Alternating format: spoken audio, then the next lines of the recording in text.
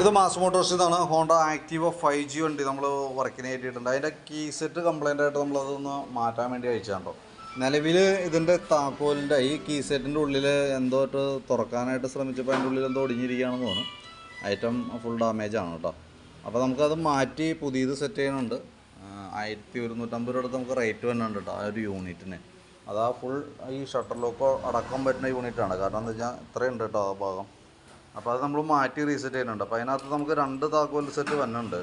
ചാവി 2 തന്നെ, ഒരെണ്ണം സ്പെയർ ചാവിയായിട്ട് എടുത്ത് വയ്ക്കാം, മറ്റേത് ഒരെണ്ണം വണ്ടിമേ യൂസ് ചെയ്യാം. രണ്ടും ഒരുമിച്ച് ഉപയോഗിക്കാണ്ടിരിക്കുക കേട്ടോ. പിന്നെ അതേപോലെ തന്നെ നമുക്ക് ഇതുമ്പോൾ തന്നെയാണ് അതിൻ്റെ കേബിൾ, സീറ്റിൻ്റെ കേബിൾ കാര്യങ്ങളൊക്കെ വന്നാൽ അതിൻ്റെയാണ്.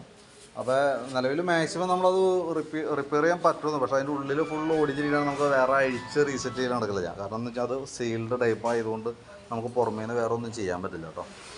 അപ്പോൾ കീ സെറ്റ് മാറ്റി നമ്മൾ റീസെറ്റ് ആക്കിയിട്ടുണ്ട്. ഇനിയിപ്പോൾ അതിൻ്റെ വർക്ക് കംപ്ലീറ്റ് ആയി കഴിയുമ്പോൾ ഞാൻ കോൺടാക്ട് ചെയ്തോളാം. ഓക്കെ, അതിൻ്റെ എസ്റ്റിമേറ്റ് ഡീറ്റെയിൽസൊക്കെ വാട്സാപ്പിലേക്ക് ഇട്ടേക്കാം കേട്ടോ.